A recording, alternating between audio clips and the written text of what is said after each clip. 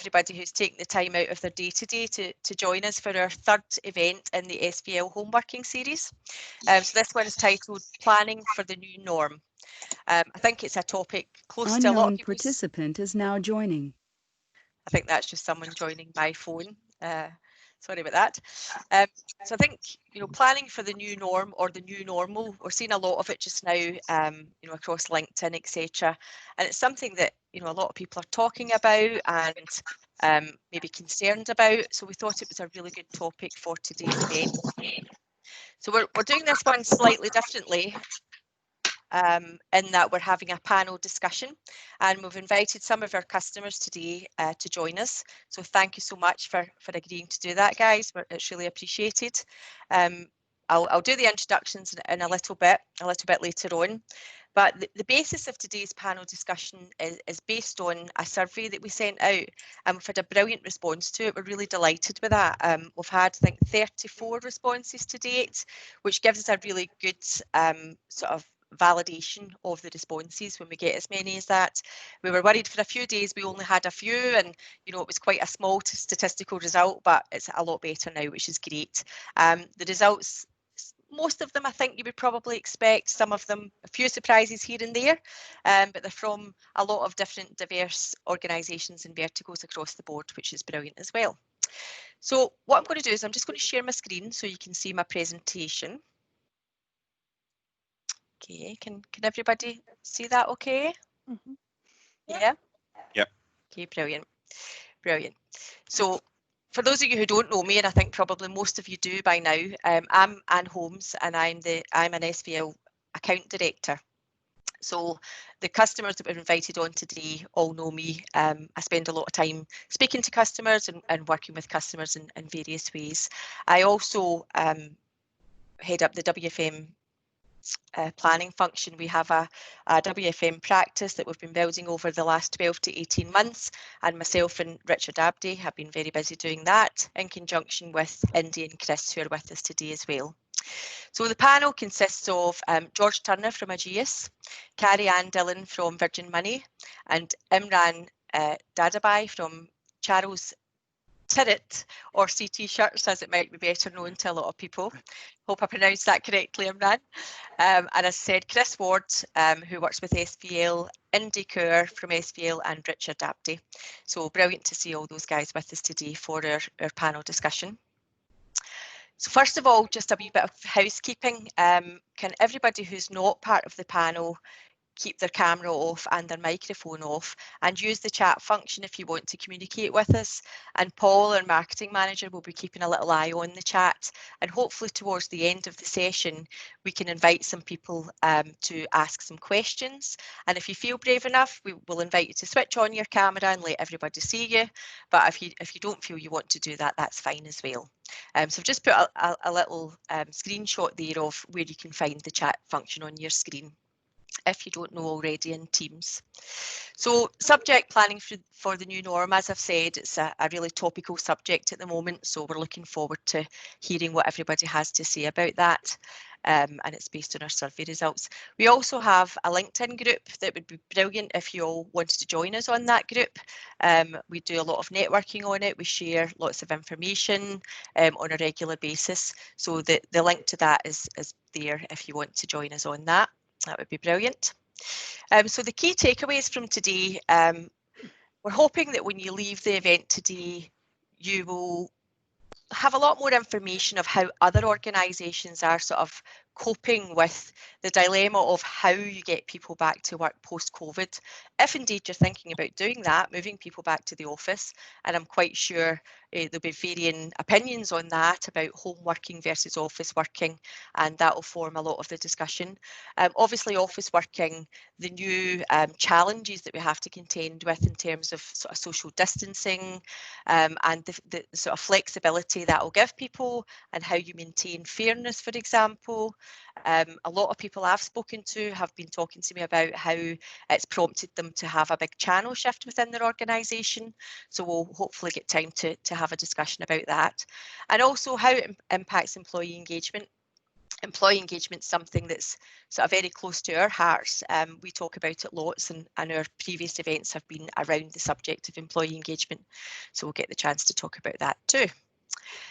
So looking at the sort of press and the media, a lot of sort of large organisations we're all familiar with are talking about this very subject and what will happen now going forward. You know, what are they planning to do? And I don't know whether it's surprising or not. It was slightly surprising to me, if I'm honest, for some of the organisations, that most of them seem to think that employees working from home will be a forever thing now.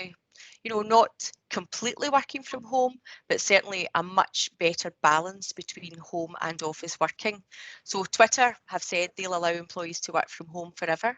BTEE, and I think we've got a few people from BTEE on with us today, they're going to offer the option to work from home.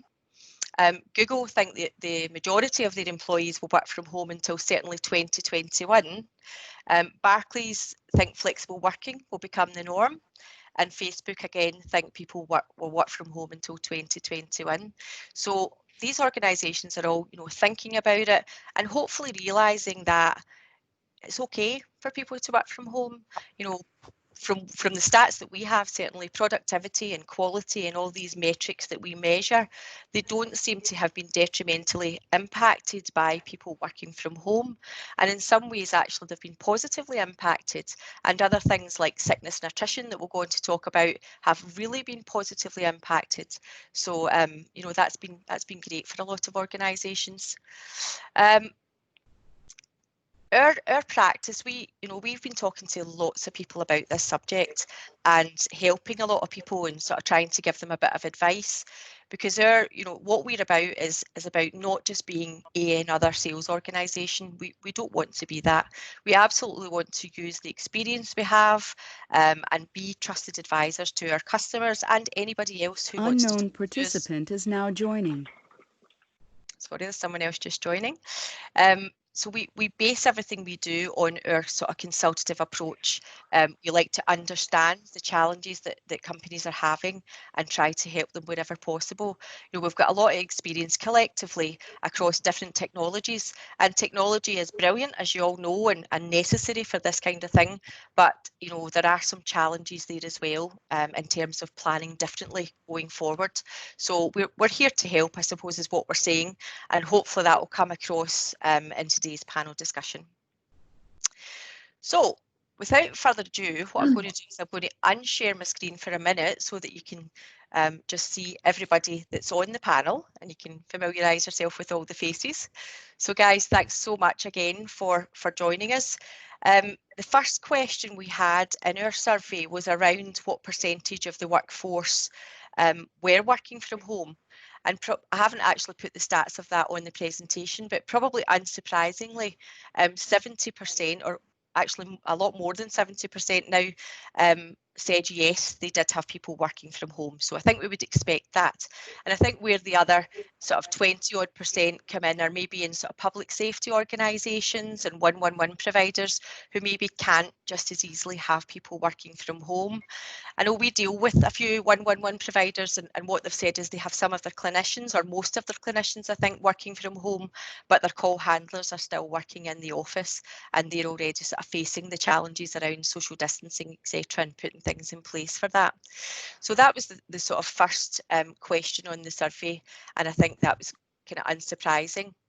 But in terms of the next question around have you considered how to bring employees back into the office, again, the majority of people have said yes, that they have considered that. Some people have said no, so they're still sort of facing that challenge. But I want to actually put that very question to the panel and ask you, in your own organisation and in your own experience, have you already considered, you know, bringing people back into the office, and what sort of challenges that's posing for you? So if I could ask you first of all, George, do you want to tell us about your experience? Oh, George, I think you're on mute. There we go. There you go. Yep, that's Good better. So before lockdown, we had 0 people working from home. We're now up to about 85%. So we've gone through a massive transition, and now the vast majority are working from home. The ones who are in the office are people who can't work from home, don't have the right environment or equipment, or for whatever mental health reasons or anything like that, they can't do it. So we are at pretty much max capacity based on current regulations. We can't have many more people, and I think the challenge is not so much spreading people out amongst desks. It's more communal areas, toilets, corridors, all that kind of stuff we have to consider. So our plans at the moment, as far as I've been involved anyway, are really to continue as we are whilst we can. The technology is working, processes are working, but as we do start to have the ability to bring people into the office, is really just to prioritise the people who are working from home is a bigger risk for. So those people taking payments and dealing with customer queries, that kind of thing, where getting them back in the office is more important. So we haven't got a specific timeline or anything, but whilst we can keep people at home, that's better for our people, we feel. And do you think going forward you will keep people at home permanently now, George? Has that sort of been discussed in your organisation? It'll be a bit of a mixture now? Yeah, not as far as I'm aware. I don't know. I think it's a very much wait and see approach at the moment. I think the way our technology is going, we are moving more towards virtual machines and server based working. So from a technology point of view, we're really moving very quickly in that direction. But I think I think there is a definite mix of people who prefer it, people who don't prefer it, and there are a lot of people who are quite looking forward to getting back into that office environment. So I think if it was to continue, it would definitely be a hybrid approach. I don't think we'll be going down the route of progressing with working from home as a permanent thing. But it's certainly looking like that could be an option for us. Okay, brilliant. And yourself, Imran, what's your sort of findings in your organisation? What are you planning going forward, do you think? So at the moment, it's kind of very early stages. I think most people are quite comfortable working from home. So apart from obviously our retail stores, which continue to be closed, I think we've opened up our 2 retail stores we were forced to open essentially in America. So otherwise there'll be some significant fines.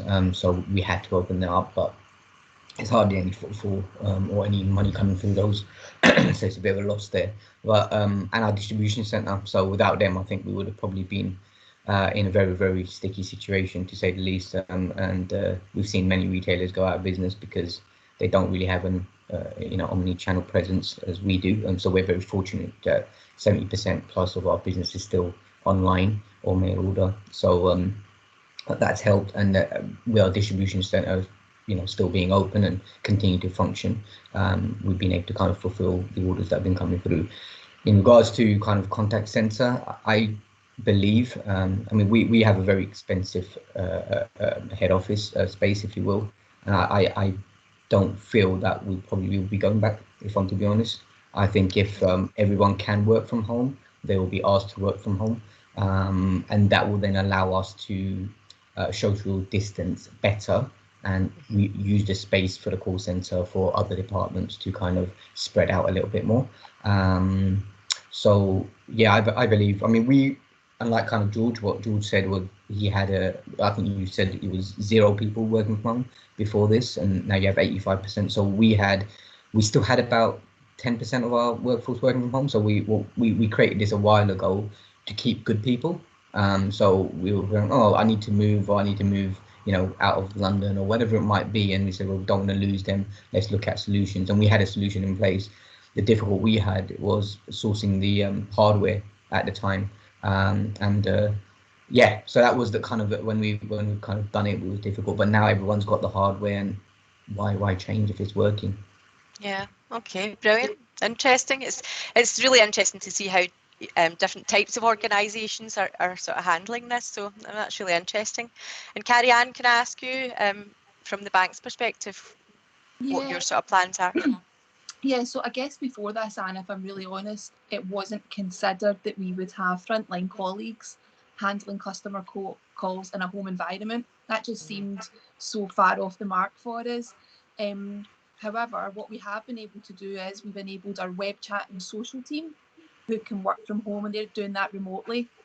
I think we've been fairly fortunate because at the moment we were upgrading our telephony platform and migrating to a new cloud-based solution.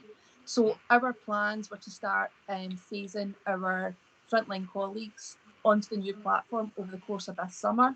But what this has enabled us to do is have these colleagues at home working remotely. So actually, I think we will have a hybrid model, and maybe that would look like something where we have opening hours in the contact centre, and then maybe out with that, we've got remote workers who are managing that customer demand. So it's been quite a success story, I think, and it's proven that actually something that we thought probably wasn't possible or palatable absolutely is. So we won't go back to normal. There will be a new normal, as we all know, and I think that model will very much be hybrid. But we're still learning because obviously customer demand is changing kind of week on week. So we're having to, make sure that we can adapt to that. But what I would say is the technology we've got in place has allowed us to do this. So yeah, I think we'll have a hybrid model. Okay, brilliant. The SVL panel members, do any of you want to add to any of that from your own experiences and conversations? Chris, do you want to add anything? Yeah, I think it's interesting from all points of view. I think the office space that Imran mentioned there it's a tricky one, because I think companies will maybe look to this to utilize or downsize their contact center office space to get cheaper rentals, that kind of thing. But a lot of businesses are tied into long-term leases, 2-3 years. So it's going to be possible for some, but maybe it's not possible for all. Yeah, I would agree with that. Okay, really interesting stuff there, guys. I think what we'll do is, just in the interest of time, move on to the next question and talk about how difficult it's going to be to plan and schedule your employees to return to the office while still maintaining social distancing and safe working in your environment. So we've kind of touched on it a little bit, but I'd like to maybe just dig into that a little bit more. So based on the results that we've seen in the survey, the majority of people have said that they think it will be difficult to do that. And I think that's the main challenge that organisations are facing just now with trying to plan how they bring people back into the office. It's maybe going to be nigh on impossible to bring everybody back. So I think the hybrid model seems to be the way most people are sort of looking towards. So if I can come to you first, Imran, you've already spoken a little bit about it. But have you got anything else you would like to say around that sort of subject? I'm not sure it's going to be our choice, to be honest, to a certain degree. I'm already getting a lot of noise from people who are adamant they'll never work from home and it's not for them. And now it's like, can I work from home? Is this a permanent solution? Okay, well, let's cross that bridge when we get to it. But so I think, yep, I'm with Carrie and the others on here. There will definitely be a hybrid model. I think there'll be an element of who wants to first and foremost, the question will be who wants to continue working from home, and does their performance enable them to do that. So I think we're going to have some metrics put in place to kind of say, well, if you're working from home, there'll be a requirement to be performing at a certain level and doing certain things. Thankfully, our setup is very, very flexible, and it's PCI compliant, so taking payments is not a problem, and all these kind of things. So we have, I noticed one of the questions, so I'll try to answer that as in this thing was, do we have inbound takers? Yes, pretty much all of our agents are multi skilled, which means that they can take calls, chat and emails. And at the moment, purely because of cost savings, we've kind of had to reduce our workforce down to the bare minimum anyway, which means what we've been left with is people who've probably been with us for at least a year or more. There'll be the odd few here and there that are still kind of less than that, but generally very experienced people. What that means is they're all capable in all three channels, so we can switch them around. If we wanted to bring them out in the office, if we were allowed to, I don't think that would be a problem, but I think the problem might actually be less so about office space, a little bit about that, but less so about office space, more so about people actually realizing how much they are benefiting from working from home. I think they're all enjoying the extra sleep. I know I am. The money we're saving in regards to travel, we're not spending money on lunch, that we don't have to because we've got food in the house. All these kind of things I think will play a part, and people will probably make that decision on that basis. From our perspective at the moment, I don't think it's a problem. If people want to work from home, it'll be fine. As long as there's a caveat to say, if we need you in the office for whatever reason, you come in, and that will still be at their cost. Yeah, I agree. I mean, Richard, you've always kind of more or less worked from home. What sort of changes have you seen with it, with us all working from home? Really, how's that benefited you, do you think? I think for me, it's been a breath of fresh air, if I'm being honest, because I went from an environment where I'm quite happy and I like this kind of environment, and to see people's faces is great. My only touch point previous to this was going and visiting customers on site, really, and I really got a lot from that. And all of a sudden now I'm finding that in the role I'm doing, which is obviously not a frontline contact centre, once upon a time I would have spent a lot of my day on my mobile phone. It never rings. Because Yep. people now will just put Teams on or Zoom or whatever their channel of choice is, and we're just becoming so adept at just changing between them. So I had a Zoom call last night, I'm on Teams this morning, I might be on GoToMeeting later on, and it's just like a new skill that we just sort of picked up, I think. Yep. And I think you're right around what you say. I think people will almost not dictate, because that's probably the wrong word, but they will put a lot of pressure, because employee engagement, they've now realized it's almost like it's forced us to think differently. And I think I've talked to a lot of people about, there's a lot of good that's come out of this, and how do you safeguard that good? Whilst there are some things that need to be worked through, and some challenges that need to be overcome, let's not lose the good elements that have come out of this. And I think your approach there, Imran, sounds like a really sound one, that if you can, why not? Yeah, I agree. Okay, so the next question is more about the sort of technology. So I know that the customers we have on the panel all use technology to help them to plan and schedule their employees. So the question is really, does it support this new norm, or are there any challenges that you're sort of facing with the technology that you use, and how are you having to plan differently? So I think that's an interesting topic, and I'd like to put that question to George first of all, because I know we've already had some conversations, George, about that subject. Yeah, sure. So we use IEX WFM as our WFM, and we are finding that with our demand at the moment is significantly lower than it normally would be. It's dropped by about 30% from normal levels, and we feel that's down to customers not driving their car. We are an insurance company. Customers aren't driving the cars, buying new cars, having accidents, adding drivers, all that kind of stuff. They're not. All of that kind of activity isn't happening. So we've seen a massive drop in demand, and IEX is obviously, having a workforce management tool is really important to being able to manage that over resource. So seeing what over resource we've got and reacting to that. Going forward, we've reduced our opening hours just to simplify staffing, and all of that has gone through WFM as well. And again, by putting our forecast through there and our schedules, we've got really clear visibility of where our hotspots might be. But the key thing on the horizon for us, something we haven't quite gone live with yet, but we're working on, is EEM, which is a nice product, employee engagement manager. And although we haven't seen the benefits, some of the benefits are quite exciting, and we're quite looking forward to seeing how that will work. One of the key things, in terms of returning to the new norm, is we'll be extending our opening hours back to normal. There are a few things we're going to be doing which will increase the volatility in our scheduling, and that's going to be really tricky, because we like to give our people lots of advance notice of what their shifts are going to be, but all of this volatility means those shifts might not be the right shifts when it comes to the day. So we are hoping that EEM will allow us to update our forecasts, update our schedules, and then the consultants themselves will be looking at where are the points in the day that I can take time off, and they'll be taking that time off, and where are the points in the day I can put time on, and they'll start putting that time in there. And we're hoping that will sort of bridge that gap between those schedules we're doing 8 weeks in advance and the reality, when it comes to the week that we're in, of where our demand is. So that's something we're really excited about. And like I said, the other thing as well is the over resource we have at the moment, because demand is low. There has been a concern that holiday, people are cancelling their trips away, their trips abroad.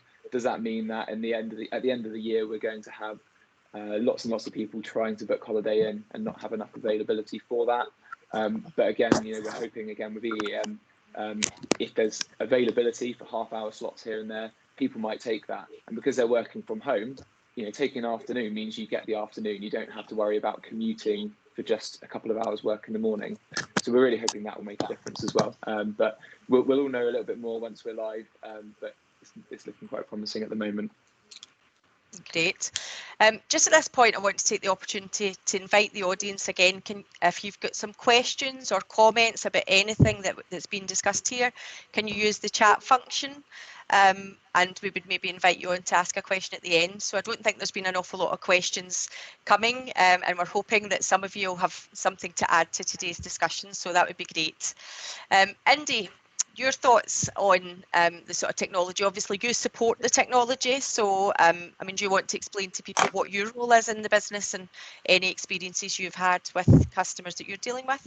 Okay, right, I'm Indy and I work on the support desk for WFM. Look after NICE and also Teleopti as well. In terms of the technology, what we're seeing is, as we've got a large number of people now working from home, accessing the system, there can be delays because it's all dependent on people's VPNs, on their broadband speed. So there could be some lags when they're trying to download certain screens. So we've certainly had tickets logged with our on the support desk for those. But in general, I think it's working quite well. We haven't seen many sort of disruptions to service certainly from the customers that I've been speaking to. It's working quite well. So yeah, definitely I think this hybrid role is something that we will look into the future. And also just to pick up on what George said about the hardware as well, I think well, it's a question actually. Would you be willing to sort of supply your agents with their hardware so they can continue to work from home? Should we sort of get, like, worst case scenario, a second wave? Yeah, is that something, I mean, Carrie Ann, from your perspective, is that something the bank have had to consider? If people don't have the technology to work from home, have they sort of provided that technology, or are they looking to do that moving forward? Yeah, so the bank has been very much providing the technology, and I think the difficulty we had in the start was actually securing that technology, and all of the laptops and etc. So yeah, we are very much doing that. I think, like, touching on what George said, from our perspective, if we are going to be serious about having colleagues, frontline colleagues working at home, handling calls, to get the best of that, we need to consider how do we communicate with them. So absolutely, I'm really interested in what George is saying, because I think we need to think about, if you want to get that flexibility from people, how do you empower them to do that? So how do you make them aware of it? Is it an app that they can quickly see? They can sign up to maybe a couple hours shift, at the end of the day because they're at home and it's easier for them to do that. All of that kind of good stuff. So although we have been given the actual tech, I think we need to look at how do we engage with our staff to get the best, and really allow that flexibility for our people to sign up to it, and also for us to meet demand. Yeah, absolutely. I mean, I personally have saw a huge shift towards most organisations focusing on employee engagement a lot more anyway. It was less about just making sure you had the right amount of people at the right time, but really empowering your agents and giving them that autonomy and that flexibility. And I think this whole situation, if one good thing has come out of it, I think it's kind of forced a lot of companies to look a lot more in that direction and think, okay, how do we make this as easy as possible for our employees? And some of the benefits I see coming through are you can now have somebody just work a couple of hours in the day, as you said, Carrie Ann. They don't have to commute to the office to do that, so they can log in for a time that suits them. If they've got childcare needs and they don't have that commute in their day, then they can be a lot more flexible. People could maybe do sort of split shifts. They could work in the morning for a couple of hours, maybe be homeschooling for a few hours in the middle of the day, and then log on later on again in the evening, which really wouldn't have been possible if you had to commute to the office. So I think that's one of the things that I see being a good thing that's come out of it.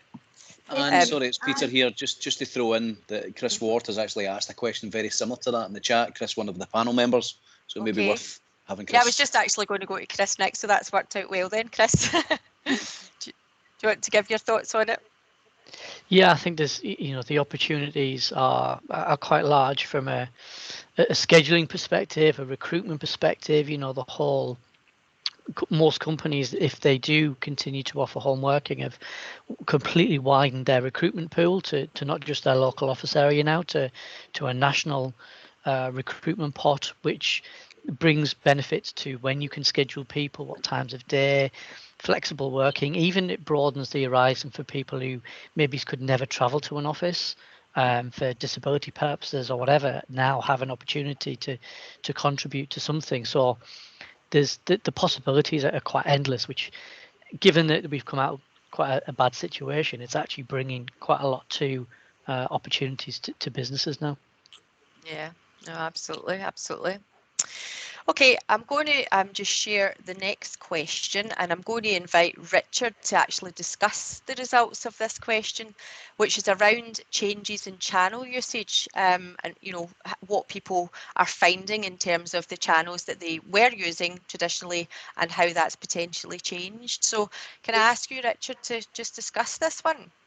Yeah, no, thanks, Anne, and thanks everybody to the audience. I think, and you mentioned right at the beginning, we've done, I think, about 35 responses to the survey. So what you're seeing now, I think, is statistically sort of useful, and we will be sending this back out along with the recording at the end. But it does prove what the conversations I've been having with quite a few people, which is quite nice. It's a bit reassuring, I think. So the left-hand set of stacked charts show that as we would expect, face-to-face contact is definitely down, which is very reassuring, I suppose. But yeah, voice is very much down at the moment. Could be for the reasons that George has said, and Imran in a retail world. It just might be that demand's down in those sorts of areas. But it's sort of the other channels, as we sort of incline to think, are up.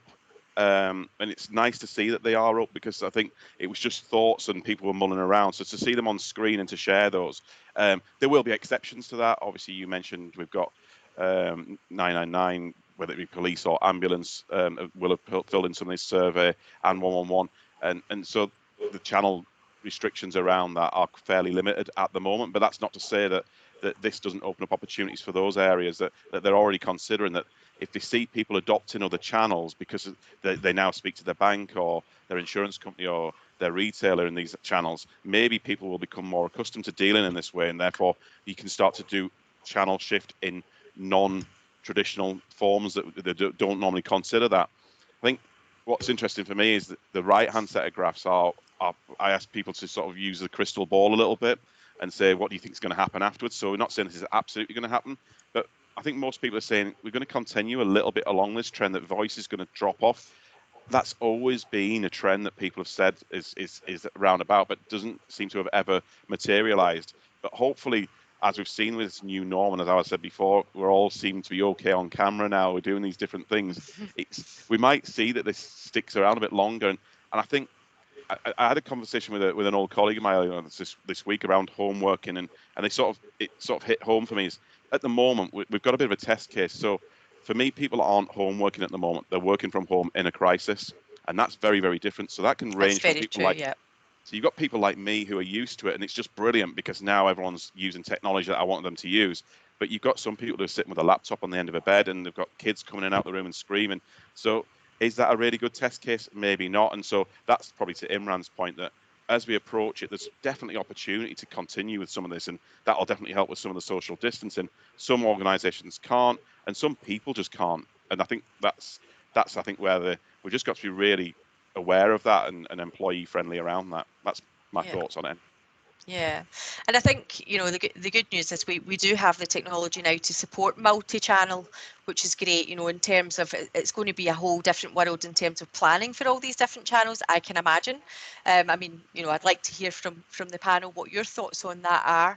But what sort of channels had you been planning before, and what channels do you expect to be planning going forward? Carrie Ann, do you want to comment on that one first? Yeah, so we're just looking at that just now. So we have seen a shift in channel change, and that's a shift in channel change that we probably wanted to happen. Will that shift in channel change remain is the big question. We're hopeful that it will, and I think in the majority it will. I guess there'll be some customers who revert back to the norm. As an organisation, we need to make sure that our digital tools support the customer through all these journeys, because from a contact centre perspective, when something breaks, we feel the impact, and it's an immediate impact. So we have seen a big shift and differences in those, what we would call social channels. So we've got various types of chat channels, web chat, in-app chat, secure type chat, and we've seen a shift in all of those. For us, we need to kind of break all of those down and look at them as individual channels as opposed to one big channel, because they're all telling us a bit of a different story. We've seen a reduction in inbound volume, however, not massive. And what I would say is, this is a key call out, the inbound volume that we're getting just now is on reduced hours. So we're getting the same inbound volume that we would in a 24-hour period, only operating 8 till 8. So fairly busy, but good to see that. And what we really looked at is pre-COVID, 2 weeks after COVID, and then the remaining weeks after that, because we know those 2 weeks after COVID were mental, just manic. So manic. And when you look at the arrivals and what was happening and the demand, it was just everybody was looking for reassurance. You know, that was all that was. So we're maybe starting to see a bit more normal now.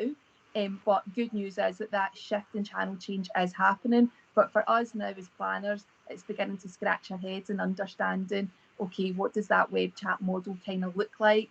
And you know, we do think forecasting that we're seeing it going up the way and an increase, and I think we have to do that, and a shift in the inbound volume. But it's very much a watching brief, I guess. Okay. I have a question. Sorry, if I can just ask. Yeah, sure. Carry on. You mentioned that your inbound is still sort of the same kind of volumes. Even though you might have, say, reduced staff, are you finding that your abandoned calls are less now? Because I think we're being conditioned as a nation to wait in queues now at the supermarket. You've seen in McDonald's queues are like 3 miles long. So do you find that your abandoned rates are going down, or is it sort of the same? Yeah, it has, and I guess that's really interesting. Even at the start of all this, you know, because queue times have been quite high, average speed to answer has been increased. People just seem much more tolerant. They just much more accepting. Well, you know, you're there and you're going to speak to me. I appreciate you're really busy, and I'll hang on. So actually, at the start, we saw our NPS score go up, which no one really expected. Will that continue? Who knows? But yeah, I would say that now we're seeing a more stable abandoned rate, and you know, although our average speed answer is up, but it started to come down again this month. So I think, yeah, to your point, Andy, I think people are just a bit more tolerant because we're kind of all in we're all in the same boat, aren't we? Absolutely, yeah. I think something you said there about your NPS score probably leads on quite well to the next question in the survey, which, you know, the results were probably surprising in some ways and not in others. But, you know, we asked them what the impact had been in things like quality, productivity, sickness, attrition, NPS, and employee satisfaction. So you can see there, in terms of quality, what's really good to see is that it's either increased or stayed the same. And I think that's been a concern for a lot of organisations. You know, was that going to have a detrimental impact on quality with people working from home? And it's absolutely not the case from what we're seeing. The same with productivity. There is a large population saying that it has decreased, but on the whole, most people are saying that it's either increased or stayed the same. As you would expect, sickness and attrition have decreased because, you know, if you're at home, well, I suppose sickness might be a bit of a surprise because, you know, during COVID, it's all about people getting sick. So you might have expected an increase in that, but that's not been the case at all. And attrition, well, that's not a surprise because, you know, nobody's really going to start moving around jobs right now during the uncertain times. But NPS, so that there has been an increase, so sort of 30% increase from the people that we surveyed. A lot have said it stayed the same, and the rest have said unknown. So it's nice to see there certainly hasn't been a decrease in NPS there at all from anybody who answered the survey. So that's good to see. And, you know, pretty much the same with employee satisfaction. There's been I think a small amount of people have said there's been a decrease in employee satisfaction, which I suppose is quite understandable as well. So I thought, you know, that was quite interesting, the stats that came out there. Has anybody got any sort of thoughts around that? Imran, we haven't heard from you for a little while. Do you want to make a comment on those stats? No, I mean, it's interesting actually. I mean, if we look back, we compare a similar situation which we found internally is sickness is down, right? But actually, we're probably working our workforce harder than we ever were. So, but in December, so we work our workforce harder than we did in December. But November, December, sickness is up. So, are they really sick? I don't know. So you know, you have to kind of change that question. But maybe working from home just allows people that additional time, that breathing space, less travel, all these kind of things. You know, if you're not traveling on the tube, you're not around sickly people, if you will, people who might be coughing, whatever. So you're less likely to get sick. So I think there's a lot of advantages to that. In regards to, you know, I think we were talking yesterday, you know, me, myself, Carrie Ann, and yourself, and about NPS scores and QAs. You know, from our perspective, it's all gone up. It's all gone in the right direction. It's you know, transactions per hour, as we call it, you know, as we're multi-channel, but it's all gone up, and that's all positive, and that's the battle that I think most planners have with ops managers. You know, they're trying to do the whole engagement thing, and like, no, it's all about the people, and you know, 4 transactions an hour is okay, and we're like, no, they should be able to do 6 and still have fun. And then this is where we kind of get into that that kind of headspace. But from our perspective, most metrics are, whichever way you look at it, positive from our side. You know, agents. One thing I've loved is you know, what the one thing that came up earlier around the flexibility. We're actually finding more and more people are willing to do, you know, overtime and actually random hours here and there, which is brilliant, because we don't need you for 4-hour slots. We just need you for that 1.5 hour there when we're going to be really struggling. Can you jump in? Yeah, no problem. Actually, that's just after my dinner. I'll have my dinner a bit earlier, and I'll jump in for 1.5 hours, help you guys out, and then I carry on with my life. And brilliant, because you don't have to travel. As George was saying, you don't have to travel in, and you can literally just, whenever you need someone, more people are willing to do that. We've got more people willing to work weekends than we've ever had. Yeah, totally. You can see why. I mean, nobody's got anything else to do, have we? We're all stuck at home anyway, so might as well work. George, just quickly, have you got any thoughts on that before I open it up to some questions I think we've got in from the audience? Your thoughts on these types of metrics in your business? Yes, we're seeing very similar trends, NES, NPS going up. One of the key things that we get verbatim comment on is the length of waiting when they're calling a call centre. So that makes sense because we have, you know, absence has reduced now that we've got people working from home. I think one of the key things with absence, we are seeing very slightly lower rates of absence than we did before, like a lot of people have.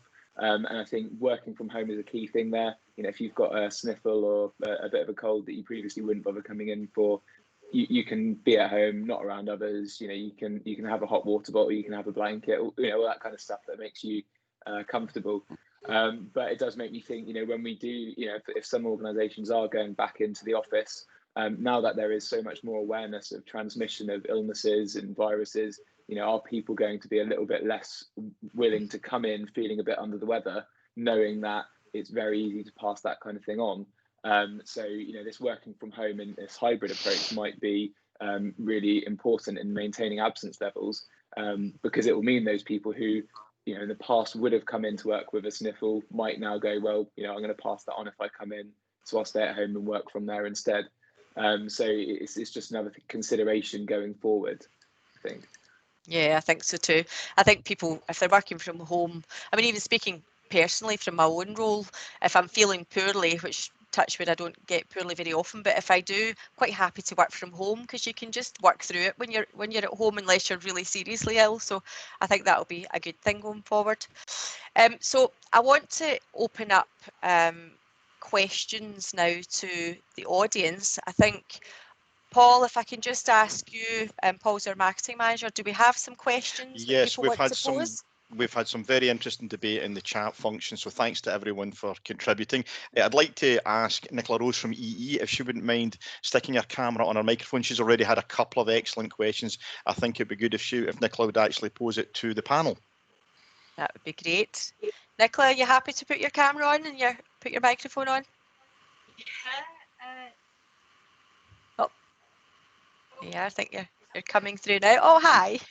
Hello. How? Nicola, we can't hear you very well. You're very, very quiet. I don't know if there's any. Is that any better? Oh, that's better. Yeah, use it around. No, it was a really good discussion. I thought there was some really good points in there. I think from kind of a BTE perspective, what we're looking at is obviously in the here and now we've reacted to this and we've got everyone home and we're dealing with lots of different kind of volatility. So we're looking at all that kind of flexibility.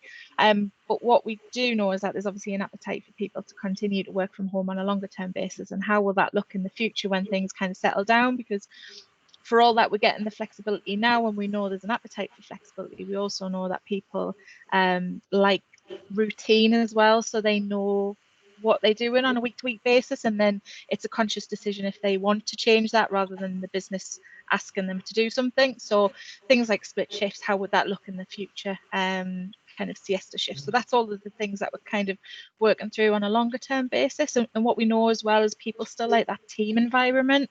So we're doing more kind of engagement more than ever so that people don't feel isolated working from home. And one of the things that we've kind of picked up from our guys as well is where they would normally typically work kind of 12-hour shifts, they're feeling that's a really hard and a big ask because it's such a long time to sit on your own, isolated, kind of locked in a room. So that's one of the things that we're working through. But then the other thing, just regarding kind of contact mix, obviously we know kind of moving to the other channels is probably more efficient, but are we actually driving some of that demand ourselves because we're making it a lot more accessible to our customers? So is that demand kind of substitutional or is it incremental? Because I guess if it's incremental, when we do kind of get back to the new normal, are we kind of making a little bit of a rod for our own back, if that makes sense? So that's something that we've kind of considered quite a lot in our world. Yeah, really interesting. Anybody want to comment on Nicola's points? I think in the questions I posed, it's Chris by the way, in the questions I posed on the comment section, I think Nicola kind of responded to that in terms of you know, the opportunity we can get from scheduling going forward, in that we can have somebody log in from home for 2 hours, which you would never ask or expect anybody to drive to the office or travel for a 2-hour shift. But actually, if you're at home, you can do that. And it's, you know, going forward, scheduling is going to be one of those key things as to how do you get those balances of people who want to work in the office. Great, they can be in the office. People who want to work from home and people who want hybrid, it's going to be a lot of work to try and get through all of that whilst keeping everybody happy, including customers. And that's the other thing as well, it's kind of the fairness. So one of the things that we were kind of looking at over the last few days actually is how you target some of those shifts to your home workers and your office workers. So your office workers, do you typically give them the longer shifts where they're working kind of less days, so they've got the incentive of having to commute less and travel less, whereas your home workers you kind of give the shorter shifts to because it's a lot more easy and accessible for them to kind of jump on. So yeah, it's just getting that right balance so you're not penalising one subset of advisors in your contact centre, I guess. Yeah, I see that being a challenge, but a challenge I'm sure, you know, everybody will overcome in time, but there's a lot of thinking and planning to be done around that, Nicola, I can imagine, just to make sure that you're being fair and that everybody's sort of happy with their own situation. But that's brilliant. Thanks so much for coming on there, Nicola. That was really Nicola, good. Really nice to see you. Glad you're well. Thank you. Do we have someone else? Yeah, Paul, we've got lots more. Just try to drive through a few. Daniel Lowry from NIAS. Daniel, do you want to put your microphone and your camera on? We'll have your question. Yep, he's just that should be working, hopefully. Yeah. Yep. Hi, Dan. Right. How are you? Hiya. Not too bad. Good. So this comes from our perspective a little bit because our work for the North East Ambulance Service, and we have the 111 and 999 call handling and clinician support for that. So there's been a channel shift in the NHS generally because there's a lot fewer people self-presenting to emergency departments because, you know, people are understandably nervous to do that and they don't want to put unnecessary pressure on that. There's a wider piece around the safety of that because we obviously want people to access these services if they need to do so. But generally, there is a benefit of if someone doesn't need to self-present to that emergency department, there is a benefit to them accessing other channels that might maybe more suitable. So there's a wider piece that's being looked at as how do we sort of lock in that benefit. There's a changed patient behaviour that actually long term there could be some real benefits to that, and it's not something that you would want to throw away almost. We want to see how we can lock that in. I was just wondering generally, other channel shifts in contact centres, maybe a little bit different hours. Is the work being done to lock in some of those benefits? And how are people going about doing that?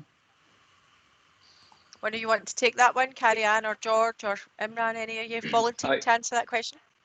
I can add something a little bit on that one. So one of the things we did immediately, after lockdown was enforced, was switch off phone numbers on the web and on aggregators for new business, because we felt driving that new business traffic into the call centre was, not the right thing to do. It was about servicing existing customers and only bringing people in the office to deal with those necessary queries. But in doing so, we are evaluating, whether that means that customers are more likely to stay online, not only for purchasing their policy, but then also because they haven't had that really good experience over the phone that we would deliver. They're more likely then not to rely on that in future and use our portals online to access things. And I think that's probably the same with 111. People are probably now more aware of the website as well as the number. And we're hoping, we haven't seen it yet, that if we can keep those customers online as much as possible at the start of their journey, that they will continue to stay online going forward. And if we can make that journey good, if we can improve that portal over time, that'll only help.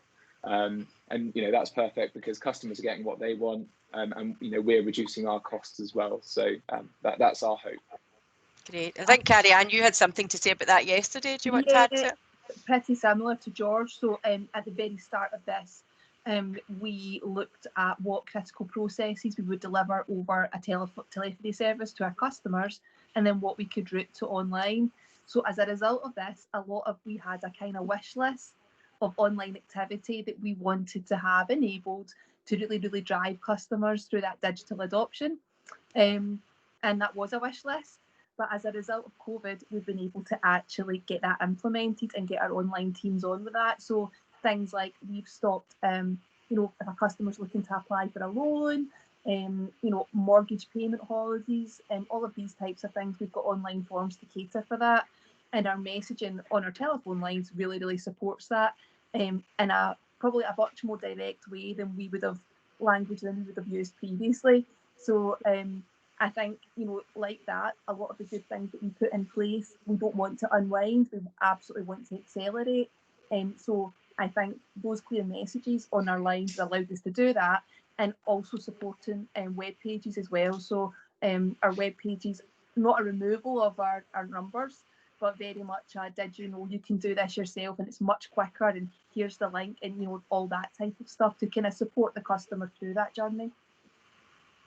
Fantastic. Great. Well, Dan, thanks so much for coming on and sharing your experience and asking a question for us today. That was brilliant. It's 5-2, Paul. Do you think we have time maybe for just one more? One more. I wonder if Scott Clifford from FIS Global would like to join us and ask his question. Okay. Yeah, absolutely. Good morning, everybody. Thanks for a great session this morning. So for me, it's really, I think George started to talk about it as I actually messaged, which is really the hidden sickness. And I think what you said it as well, Anne, is really, we've got a percentage that we always have is 5, 6, 7, 8, 10%, but actually it's down to less than that. But actually, have we just got a false picture of real sickness?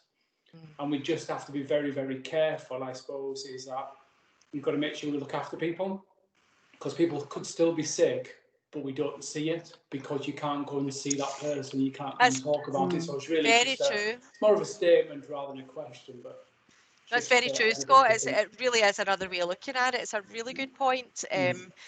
When people are coming into the office, you can clearly see if they're unwell and perhaps send them home if you take that decision, but people might just sort of power through because they're working from home. So it's more important than ever that we sort of take care of people and be aware of their sort of well-being, etc. So yeah, no, it's a really good point.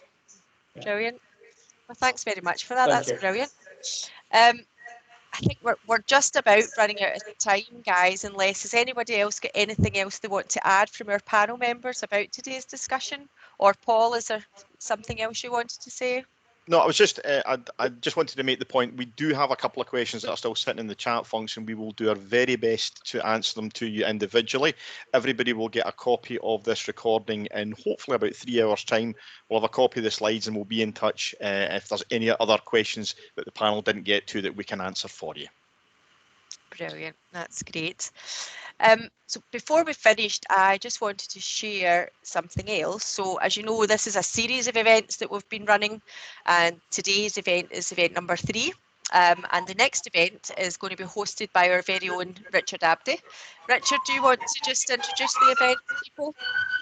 Yeah, thanks, Anne. So yeah, I'm absolutely delighted that a friend and ex-colleague of mine, Nicola, has agreed to be a guest speaker at our next event. She is from her own company called Boost HR, and we're going to be talking about the why, what, and how of a coaching approach. So I guess the audience of that call might be slightly different. There'll be quite a few of you on this call. Hopefully, it'll be interested in that. But I'd ask you to please share that internally with your operational colleagues if you want one.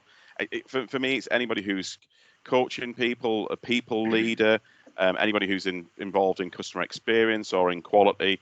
The sort of takeaways I'd expect you to get from it is sort of things like how to align your coaching approach to your strategy, the benefits of a coaching approach, and ultimately where we fit in with that, how coaching complements technology, and that the two, in my opinion, sit aligned very, very closely and are equally important. So, as I said, delighted to have Nicola along, and thanks for that, and I hope to see as many of you as possible in 2 weeks' time.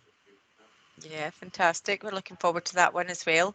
So just to reiterate what Paul said there, thanks very much, first of all, for everybody joining today. It's been fantastic. I've thoroughly enjoyed it, and I hope you all have too. And thanks especially to our panel members, to George and Imran and Carrie-Anne for agreeing to join us today, and also to obviously Chris, Richard and Indy for taking time out, what I'm sure are busy diaries at the moment. I know mine is. I think it's been a really, really worthwhile conversation, and hopefully lots of people got a lot from it today. We will follow up with everybody who's joined and everybody who's registered and not been able to join. So if any of your colleagues are in that situation, we will follow up with a recording of the session, a copy of the slides for anybody, which incorporates the sort of survey results, and we will be sending out details of our next event that Richard was talking about. So unless anybody has got anything else they want to add, I think all that's left for me to say is thank you so much again. Unknown participant is now exiting. Oh, sorry, someone's just leaving. And I hope you all stay safe and well for the foreseeable future. And I hope to see you all and speak to you all again soon. Thank you very much. Thank Bye. you.